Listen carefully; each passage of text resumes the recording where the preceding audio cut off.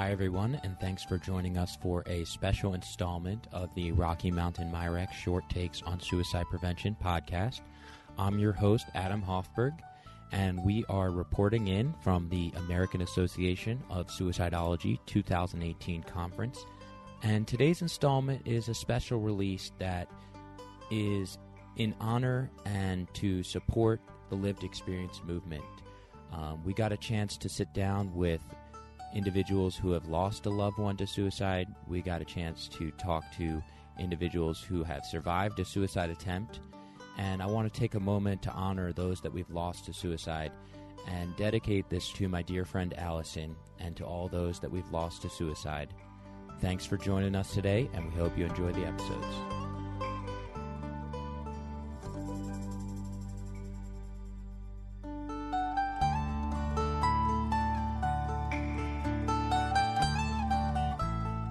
Hi, everybody. We're here at the American Association of Suicidology conference, and I'm with Janet Schnell. She is the Loss Division Chair for the American Association of Suicidology. She's also a very active member of the suicide prevention community in Indiana, and she is a social worker by training and also is an expert in psychological autopsy. So welcome, Janet. Thank you. I appreciate being here. Great. We're so happy to have you, and just want to get started hearing a little bit about your path, your journey, how you came to be the Suicide Loss Division Chair at AAS. Over 20 years ago, my brother died by suicide, and I was at a great loss at the time. I grieved very differently than the rest of the people in my family. I felt like I wanted to do something more to identify his death and to learn more about how to help other loss survivors, but first I had to take care of myself. Part of my journey of taking care of myself was coming to the American Association of Suicidology conference. On Saturday, we had the Healing Day conference where I'm able to meet with loss survivors throughout the world and be able to talk about my pain and how I grieved, but also to be around other people so I knew that the way I was grieving was normal. So this is where part of my journey began, was with this conference. Thank you, and thank you very much for sharing that and opening up to that experience. We throw around the term suicide loss survivor. What does that term mean, and why is it important that we say it in a very respectful way? So a little bit again about my history was that I became a non-traditional student after my brother died. I had a high school degree and was challenged as to why I was coming out talking about suicide prevention. So my attitude was, I'll teach you, and I went to college and got a degree in social work. During that, my master's program, I did a research study, and one of the biggest forms of miscommunication was, we would say, use the word suicide survivors, where they're actually being identified by two populist groups. One was the people who had lost a loved one to suicide, so a family member or a friend, and then the other ones were the ones who now we call lived experience. That grieving process is very different. When you lose someone to suicide, or if you've attempted suicide, that process is very different. So from there, the research has shown that we prefer to be called loss survivors, meaning, again, that we lost a loved one from suicide. And it can be family member, friend. It's how you identify as that loss survivor. It's very important, again, because we need to be able to identify who we are so we can go through a grieving process that's more like what we need instead of a different pathway. Very important. So suicide loss survivors versus what some people would say suicide attempt survivors. Yeah. Very helpful. And how did you come to step into this role as the Loss Division Chair? I felt like there was a great need. I like to represent loss survivors. I've had a long experience with working with different loss survivors, mothers, fathers, siblings, and I felt like I wanted to have a voice at the table. So as we're making policies and procedures, looking at things we need to do, I look at from a loss survivor perspective. Where's the best place to have a conference? What kind of panel presentation should we have? And how should the people who are presenting also be aware that loss survivors are at the conference? So this year, you may notice that we have division tracks, and one of them is the Loss Survivor Division Track, where those people who have decided to be part of the workshop, they know how to talk so that lost survivors who are in the audience understand what they're saying, to use the correct terminology, but also to be very well aware lost survivors are in the room. Absolutely, and I noticed as well that many people are wearing hearts on their name tags of different colors. Tell us what that all means. Many years ago, we started this tract of identifying the lost survivors by a heart ribbon by color, and that would then identify who it is that we lost. This also helps so that people understand when they see our ribbon that we're here also because we had a personal experience to suicide. So we have professionals, people who haven't been directly touched by suicide, they'll actually come up and talk to us and ask about our loss. So it's an open communication, but it also helps identify so we can reach out to other people who have a similar loss. Very good. Thanks for helping explain that, because, you see those and it's really powerful, to know that many of us have been touched very closely by the loss of a loved one. So you mentioned how important it is to use the right language, especially when folks are talking in front of a group that may include lost survivors and others with lived experience. Tell us a little bit about what you mean by the language that's appropriate to talk about this. What I look for, first of all, is what I had said earlier about defining what a lost survivor is, not just saying a survivor of suicide, but defining the lost survivor. But another area that we as experts need to really make sure that we're aware of is using the words like committed suicide. For me, it's very bothersome to use committed suicide because my brother did not commit a crime. For my brother, when he died by suicide, it was not a choice. He did not do something that was intentional to hurt us. Instead, what he had done was the only thing he knew he could do to stop the pain. So when we use the words like committed suicide, there's a very negative remark, negative feeling with it.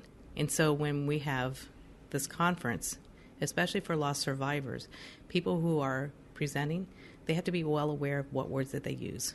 That instead of saying things like committed suicide, we would use things like died by suicide. But if a lost survivor stands up and says committed suicide, they also understand not to correct that lost survivor. That lost survivor needs to be able to use the words they want to, but the professionals need to use a different terminology. That's very, very important, and I'm so glad you're helping to share that information, because I do think part of this process is educating folks around that. It becomes ingrained. I don't think people often realize that can be a very stigmatizing, hurtful way to talk about it. And so, again, anything more to say on that topic? No, I think it's just we need to be very well aware that when we're talking that lost survivors are coming to this conference with their heart. Some are brand new survivors, some are more out like I am, but we still have that lost survivor title. And this can be a very emotional conference because it's a lot of information. And so it's helpful for people to reach out to us and just put their hand on our shoulders and say, hey, just let you know, just checking in. Are you doing okay? To know that we're welcome. Very good. And you mentioned there's a whole aspect to this conference, Healing After a Suicide Loss. Tell us a little bit about what that program is about and, how folks can learn more information about it. On Saturday is our Healing After Suicide Conference. And so we're starting out in the morning with Kay Warren talking, sharing her experience. And then we'll have a breakout session where she'll do a question and answer period. From there, we'll move on to a panel presentation with people who have had over 30 years experience because this year is our 30th anniversary. So we're marking that by identifying people who've been through American Association of Suicidology conference with the Healing Conference and saying, where were we before and where are we now? From there, then we'll break off into a healing sessions where you can meet other people who have similar losses. So for me, I would go to the sibling loss sharing group. And then from there, we'll have workshops that are specifically geared towards lost survivors. Different ideas, different ways of healing. Hope and healing is definitely what we're looking for, is for people to be able to offer their experience, but also walk away being hopeful that they will survive. And that's what's most important, is that we need to know as lost survivors that we can survive. Many days we're just taking one step at a time to where we can start running, but we need to know that we can survive. Very powerful message there. And you've touched on this a little bit, but obviously the suicide loss community, very powerful community, very galvanized to help promote suicide prevention. How do you see them driving suicide prevention efforts? We wear it on our heart. We wear it on our sleeves. We'll always be lost survivors. And so we want to be able to share our experience. I've been an advocate talking at Capitol Hill, helping changing policies, adding new policies in the state of Indiana. Not because it's my job, but because I care. I don't want to see another family member. I don't want to see another sister walk through the grief experience I had to experience. So we're here to help prevent and not have someone else have to walk our footsteps. But if they do, we're here to help support them. Excellent. Well said. Thank you, Janet.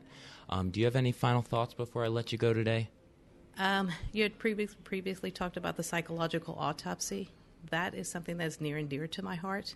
What I have found as being a psychological autopsy investigator is it's giving loss survivors a chance to talk about their pain, their grief, their experience. And so as a loss survivor, I wish more people would have asked me about my grieving process instead of telling me how I needed to grieve.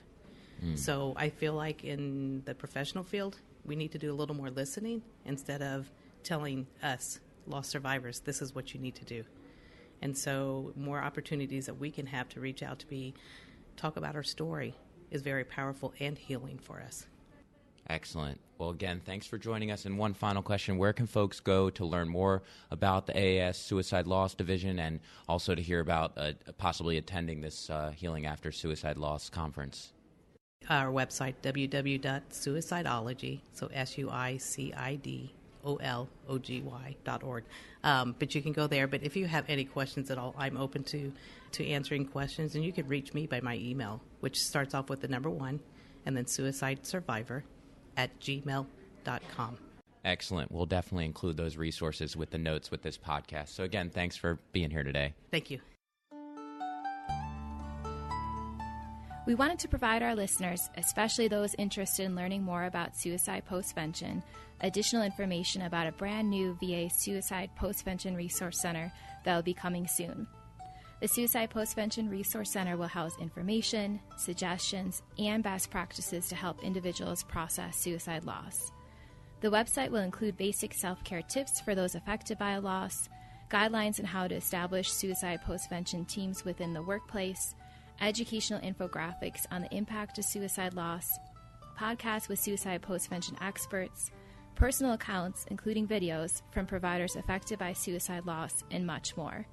Please visit the Rocky Mountain MyREC website to watch for launch news on the Suicide Postvention Resource Center.